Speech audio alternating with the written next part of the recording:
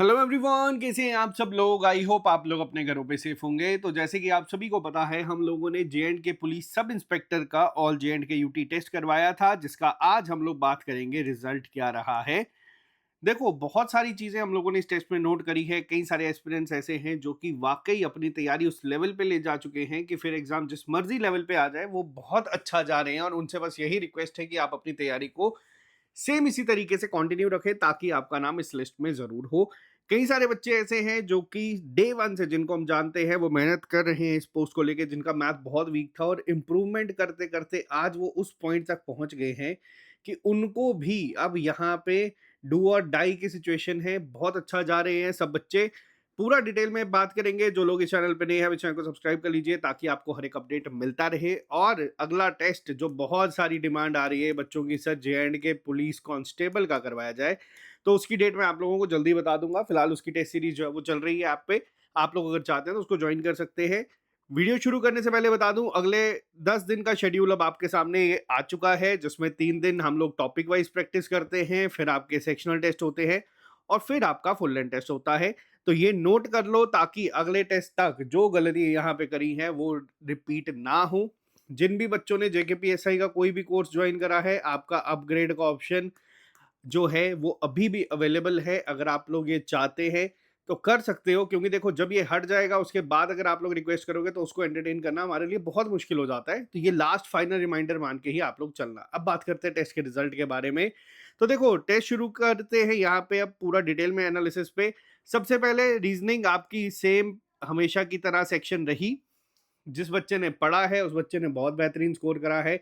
जिस बच्चे ने नहीं पढ़ा है वो भी इस पे 20-22 स्कोर करके आया ही है। लेकिन अगर आप वाकई तैयारी कर रहे हो और आपका सपना है कि इसको क्वालिफाई करने का, तो इसमें मिनिमम 30 प्लस तो आपको लेके आने ही आने हैं, क्योंकि यही सेक्शन ऐसी है जो आपका कट ऑफ कहीं ना कहीं थोड़ा सा बढ़ा के चलेगी। ठीक है। क्वेश्चंस, कई सारे क्वेश्चंस थे जो बहुत बेसिक लेवल पे थे, जो कि मतलब अगर आपने तैयारी करी आप निकाल सकते थे। कुछ क्वेश्चंस बनाए ऐसे गए थे कि थोड़े से टाइम कंज्यूमिंग हो सकते थे, बट जिस बच्चे ने तैयारी करी है उसने उसको स्किप करके लास्ट में अटेम्प्ट करा है और बहुत अच्छे तरीके से अब जो है देखने को मिला। क्योंकि हम लोग काफी सारे बच्चों का जो टेस्ट है उसको एनालाइज कर रहे थे और उसमें ये चीज हम लोगों ने देखी है कि बहुत बेहतरीन आप लोग जा रहे हो। आप लोग चीजें बहुत अच्छे से अब मैनेज करना सीख चुके हो। तो इसको अब आप लोगों को 1.5-2 महीना और कंटिन्यू करनी है। नेक्स्ट सेक्शन की बात करें, general awareness moderate to difficult side में थी, लेकिन फिर भी इस सेक्शन में कुछ सवाल थे जो कि आसानी से करे जा सकते थे। आपको ये चीज सीखनी है कि आपको ना इस सेक्शन में नेगेटिव मार्किंग जो है उसको अवॉइड करना है। आप लोग क्या कर रहे हो, आप लोगों को अगर 12 सवाल आते हैं तो आप 20 के 20 अटेम्प्ट कर रहे हो, तो 12 सवाल आपको 24 नंबर दे के जा रहे हैं, लेकिन वो जो 8 गलत कर रहे हो वो आपको -4 करके फिर वहीं पे लेके आ रहे हैं जो आपका नॉर्मल स्कोर चल रहा है। तो आपको ये नेगेटिव मार्किंग पे काम करना है। और जितने सवाल अगर आपको नहीं आते आप छोड़ दो, ठीक है। अटेम्प्ट जरूरी नहीं है कि आपको वो करना ही करना है, ठीक है। तो इस सेक्शन में 18 प्लस नंबर आप लोग लेके आ सकते थे। अगली सेक्शन की बात करूं, जनरल इंग्लिश, एक दो सवाल थे जो थोड़े से मॉडरेट टू डिफिकल्ट थे, लेकिन बाकी सारे सवाल ऐसे थे जो कर सकते थे। इस बार तो आपके पास यहाँ पे रीडिंग कॉम्प्रीहेंशन भी हम लोगों ने डाला था।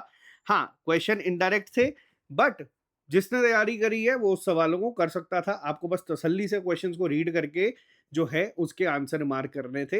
ये आपको सेक्शन आराम से 20 प्लस स्कोर देके जा सकती थी। फिर भी मैं यहाँ पे 18 प्लस एक सेफ मार्क्स लेके चल रहा हूँ कि अगर आपने इतना स्कोर करा है तो अभी भी हमारे पास टाइम है कि हम इसको इंप्रूव कर सकते हैं। नेक्स्ट सेक्शन पे आते हैं, क्वांटिटेटिव एप्टीट्यूड। देखो, क्वांटिटेटिव एप्टीट्यूड की बात करूं, इस सेक्शन की वजह से कई सारे मेरे हमारे साथ जो स्टूडेंट्स लाइब्रेरी में हमारी जुड़ी हैं उनको डांट भी पड़ी है। हुआ क्या है मैं आपको बताता हूँ। अब क्वांटिटेटिव एप्टीट्यूड का पहला ही सवाल अगर आप लोगों ने टेस्ट दिया था, तो जिसमें आप लोग जो कहते हैं कि ट्रिपल एस बहुत प्रॉफिट कमाता है, तो हम लोगों ने वो सवाल आपको डायरेक्ट टेस्ट में डाल दिया था, जो कि इन नो डाउट काफी कैलकुलेटिव था, ठीक है।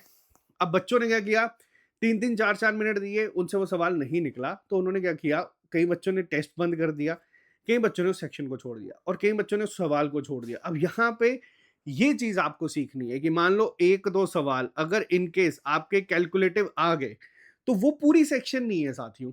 आपको वो एक दो सवाल अगर मान लो नहीं निकलते, ठीक है। अब कई बच्चे कह रहे थे सर आपने टाइम एंड वर्क का क्वेश्चन गलत डाला। देखो, टाइम एंड वर्क की अगर बात करूं तो सवाल में मैंने टाइम की रेशो दिया था, ना कि एफिशिएंसी का, ठीक है।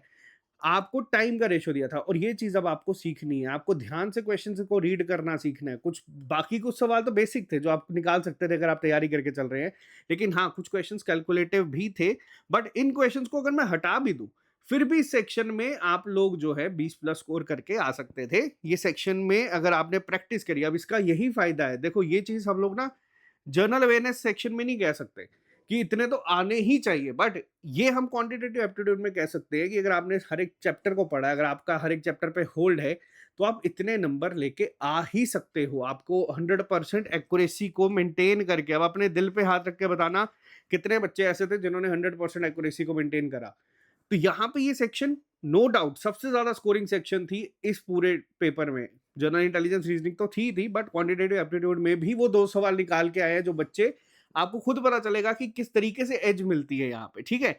मैथमेटिकल एबिलिटी की बात करूँ तो इस सेक्शन में ज्योमेट्री के क्वेश्चंस थोड़े से थे जिसको आपको ध्यान रखना था, बट नो डाउट वो निकल जाते अगर आपने उसको तैयारी अच्छे से करी है। ऑप्शन एलिमिनेशन अप्रोच से भी जाते तो भी वो सवाल निकल जाने थे। डीआई के सवाल थे जो कि थोड़े से कैलकुलेटिव थे। कुछ बच्चे कह रहे थे कि हमें डीआई के जो ग्राफ है वो प्रॉपर नहीं दिखा। देखो उसमें डेटा जानबूझ के ऐसा दिया गया था कि आपको उसको अज्यूम करना था कि कितना गैप है और कितने का वो मार्जिन है और आपको वो देख के पता चलना था, ठीक है। तो यहाँ पे मैथमेटिकल एबिलिटी में नो डाउट 18 प्लस स्कोर आप कर सकते थे। कुछ सवाल थे जो बहुत बेसिक थे, जैसे ट्रिग्नोमेट्री का सवाल बिल्कुल 10th लेवल पे था। 10th भी क्या 9th लेवल पे था, बट उसके अलावा अब जिस बच्चे ने ट्रिग्नोमेट्री छोड़ दी है उसको वो भी नहीं आया। तो ये अब ये आपको बता दूं, अब ये टाइम वो आ चुका है, आप जिस पॉइंट पे खड़े हो, आपको ये सवाल अगर छोड़ रहे हो, ठीक है? अब यहाँ पे मैं एक और चीज़ डिस्कस करूँगा। कई सारे बच्चे ऐसे हैं जिनके साथ वापस से हम लोगों ने बात करी और कई सारे बच्चे उनको कहते हैं कि सर हम ना ज्योमेट्री छोड़ रहे हैं, हम लोग ट्रिग्नोमेट्री को शायद नहीं करेंगे, हम लोग शायद अलजेब्रा को छोड़ देंगे। देखो मैं आपको बता रहा हूँ, जब अगर आप इस तरीके की बातें कर रहे हो ना, तो आप सिर्फ एक सेक्शन नहीं छोड़ रहे, आप 7 से 8 नंबर छोड़ने की बात कर रहे हो। और अपने आप से पूछना कि आज की डेट में जो इतना कॉम्पिटिशन है, क्या आप 1 नंबर भी छोड़ के आओगे तो आपको लगता है कि आपकी सिलेक्शन आराम से हो जाएगी? जो सवाल आप करके आ रहे हो, वो बाकी बच्चे भी करके आ रहे हैं, ये एक सिंपल सा फैक्ट है। और अभी भी टाइम इतना है कि आप इन चैप्टर्स को कर सकते हो। तो जो बच्चा ये बातें कर रहा है, वो रिपीट ना करे, क्योंकि ये देख के ना अपने आप जो बीपी बढ़ जाता है ना, वो वाली बात होती है। इसके अलावा अगर मैं बात करूँ computer proficiency moderate to difficult थी। अब देखो ज़रूरी नहीं है कि आपको हर एक सेक्शन पे जेके एसएसबी जो पूछेगा या जो टेस्ट में है कि आपको उसमें पूरे ही करके आने हैं। अगर आप समझदारी से सवाल करते हैं तो 14 प्लस इसमें आप लोग स्कोर कर सकते थे। एक बार टेस्ट को उठा के वापस से देख लेना।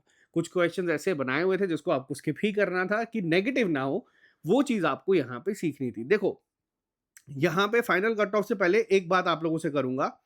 इस टेस्ट पे जो मैंने एनालिसिस करी चीज़ों की, कुछ बच्चे थे, हार्डली 15-20 बच्चे हैं जो 150 का मार्क क्रॉस कर रहे हैं। 1000 से ज़्यादा बच्चों ने इस टेस्ट को दिया है। मैं आपको एक रेफरेंस के लिए बता दूँ।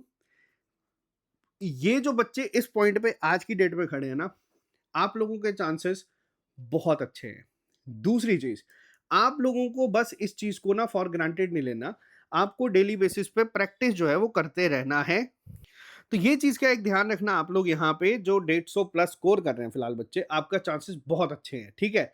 अब मैंने एक चीज़ देखी, जो मेजॉरिटी बच्चा इस टेस्ट में भी मेरे को देखने को मिला, वो ऐसा है जो कि आपका 110 से कम नंबर पे है, ठीक है, जिसके नंबर 110 से कम आ रहे हैं। अब यहाँ पे आपको मैं एक चीज़ बता दूं, बल्क में बच्चा ये देखने को मिल रहा है जिसके 110 से कम है। और कट ऑफ की बात करूं तो कट ऑफ इस टेस्ट का गया है आपका 126, ठीक है, ये मैं आपको बता देता हूं।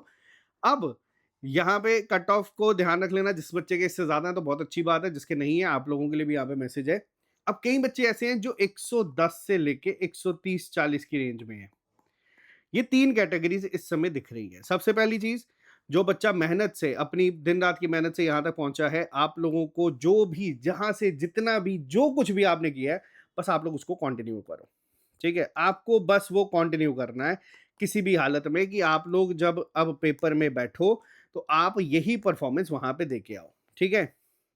मैं आपको आज भी बता रहा हूं कि मान लो अगर 80,000 या 1 लाख फॉर्म इसका लगा है, मान के चलते हैं, इसका जो टॉप क्रीमी लेयर बच्चा था ना, वो कहीं ना कहीं जेकेपी कांस्टेबल में जा चुका है। और वो बच्चा अब स्ट्रगल कर रहा है, क्योंकि वो बच्चा भी इसी रेंज में था, बट वो कहीं ना कहीं अब इस रेंज में आ चुका है या इस रेंज में आ चुका है। और वो कोशिश कर रहा है कि अपनी तैयारी को किसी तरीके से यहां तक मेंटेन करके चले। और मैं आपको आज भी ये चीज बता रहा हूं कि अभी अगस्त एंडिंग है, नवंबर एंडिंग तक वो बच्चा यहाँ तक पहुँच जाएगा, ठीक है? वो बच्चा यहाँ तक पहुँचेगा। कोई बच्चा अगर एक बार माउंट एवरेस्ट पे चढ़ के आया ना कोई इंसान, वो दूसरी बार भी चढ़ ही लेगा क्योंकि उसको पता है कि कैसे जाना है, ठीक है? अब कुछ बच्चे हैं जो इस रेंज में हैं। ये बच्चे कौन से हैं? ये बच्चे वो हैं जिनका मैथ बहुत वीक था, जिनको एबीसी भी नहीं पता थी मैथ की, लेकिन उसके बावजूद जिन्होंने बहुत मेहनत करके अपने आप को यहाँ तक लाया है। कुछ बच्चे हो सकता है कट ऑफ क्रॉस कर रहे हों, कुछ बच्चे अभी भी ऐसे हैं जो हो सकता है 110, 115 पे हो। देखो, आप लोगों ने बहुत मेहनत करी है। आप किसी की मेहनत को कम नहीं कर सकते हो, आप अपनी मेहनत को बढ़ा सकते हो। अपनी मेहनत को जितना बढ़ा दोगे, आप लोगों को उतनी एज मिलेगी यहाँ पे, ठीक है? पहली चीज़ जिसका आपको ध्यान रखना है, ठीक है? और अगर मैं बात करूँ यहाँ पे लास्ट जो बच्चे हैं, जो बहुत मेहनत अभी भी ये सोच रहे हैं कि सर अगर हम लोग दिन-रात एक करें तो हम लोग क्वालीफाई कर सकते हैं। तो देखो मैं आपको बता देता हूँ 5% ऐसा बच्चा होगा, जो यहाँ से निकलेगा और फाइनल लिस्ट में आएगा। ये मैं आपको आज भी बता रहा हूँ, जिस दिन रिज़ल्ट आएगा उस दिन बात करेंगे। लेकिन जो ये वाले बच्चे हैं ना, जो आज कह रहे हैं कि सर आज से पढ़ना शुरू करें तो क्वालीफाई कर सकते हैं। तो देखो अगर आज से पढ़ना शुरू कर रहे हो तो फिर आपको दिन-रात एक करना पड़ेगा, क्योंकि कोई बच्चा आपसे कई साल पहले ये चीज़ शुरू करके आज अपने आप को यहाँ तक पहुँचा चुका है। और जो फाइनल सिलेक्शन है ना, वो अभी भी इन सभी के लिए ओपन है, जितने आप लोग यहाँ पे बच्चे देख रहे हो, क्योंकि आने वाले अब 2 महीने आप लोग क्या करते हो, क्या नहीं करते हो, वो बहुत डिपेंड करेगा और वो आपकी सिलेक्शन जो है वो डिसाइड करेगा। तो ये इम्पोर्टेंट चीज़ है आप सभी बच्चों के लिए। तो यहाँ पे अगर आपको बता दूँ कितने बच्चों ने टेस्ट दिया है, तो ये सारे बच्चों ने यहाँ पे टेस्ट दिया है, 1000 से ज़्यादा बच्चों ने टेस्ट दिया है।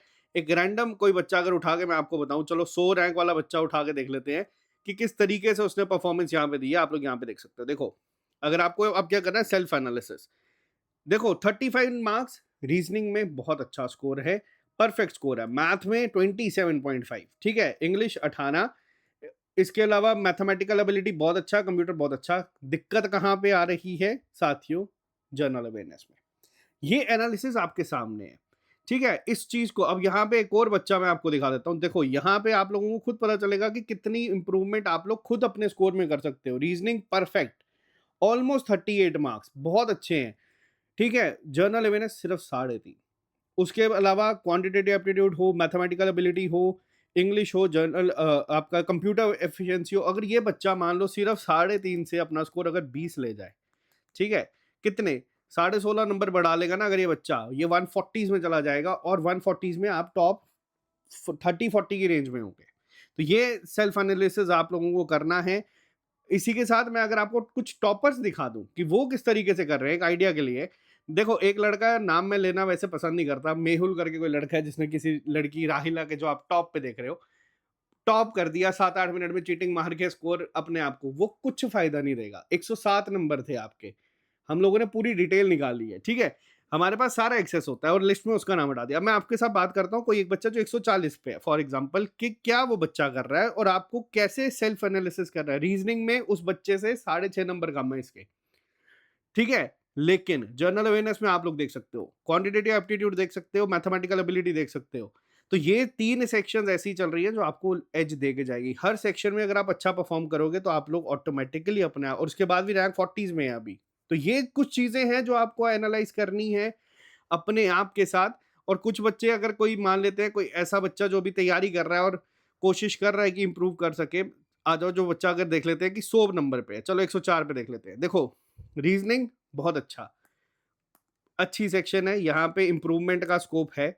ये आप लोगों के सामने है कि अगर आप लोग छोड़ के जाओगे सेक्शंस को तो बहुत दिक्कत दे के जाएगी, ठीक है? जनरल अवेयरनेस अगर मुश्किल है, फिर भी आप लोग उठा के चेक कर लेना कि 7-8 सवाल तो मिनिमम आप लोग कर ही सकते हो। और अगर आप लोग बिल्कुल सारा दिन मैथ, रीज़निंग को ही दे रहे हो, तो याद रखना हर एक सेक्शन को इक्वल वेटेज देना बहुत ज़रूरी है। तो ये आज का आपका एक प्रॉपर एनालिसिस था। आप लोग इस टेस्ट के बाद सेल्फ एनालिसिस करना, क्योंकि आपको सिर्फ़ और सिर्फ़ हेल्प जो है वो सेल्फ एनालिसिस ही करवा के देगा और कुछ भी नहीं। और इसके अलावा ये आपका अगला शेड्यूल है, रिवाइज़ करो टेस्ट तक। देखो, 75 डेज़ हार्ड चैलेंज को हटा के मैं अब 100 डेज़ का कर रहा हूँ। जब तक एग्ज़ाम नहीं होता तब तक मैं इसको चलाते रहूँगा, ताकि आप लोग चीज़ों को और अच्छे से एनहांस कर सको, अपने स्कोर को, अपनी गलतियों को देख सको और प्रैक्टिस कर सको। तो बाकी कितना स्कोर था कमेंट बॉक्स में लिख के बताना। अभी भी मैंने आपको बताया ना, तीनों कैटेगरी के बच्चों के लिए जो है ये विंडो ओपन है, आप तीनों यहाँ पे आ सकते हो। बाकी आपकी मेहनत ही सब कुछ डिसाइड करेगी। वो आप लोग कर रहे हो तो अपने लिए है, कल को 2 स्टार लगेंगे तो आपके कंधे पे लगेंगे। हम लोग खुशी तब भी मनाएँगे अगर आप लोगों का होगा, आप लोगों का अगर नहीं होगा तो दुःख तब मनाएँगे अगर आपने पूरी मेहनत करी होगी। अगर किसी ने मेहनत ही नहीं करी होगी तो उसका दुःख भी कोई नहीं मनाएगा। तो बाकी मेहनत करो, जितनी कर सकते हो उतनी करो। All the very best. मिलते हैं हम लोगों से जल्दी नए लेक्चर के साथ। अभी के लिए फिलहाल इतना ही। Bye bye, take care, see you soon, अलविदा।